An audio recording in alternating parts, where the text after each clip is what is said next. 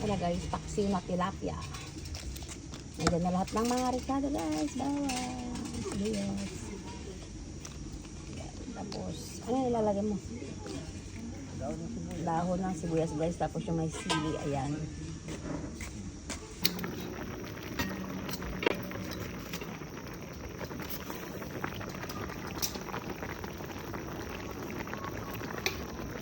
Ang TV Eric ah. Ayan guys.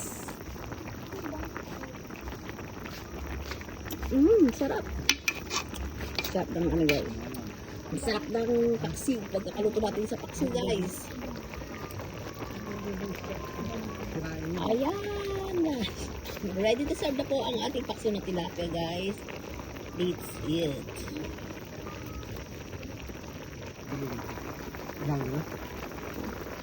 Ayan guys, ang ating ulam, paksiw na tilapia guys.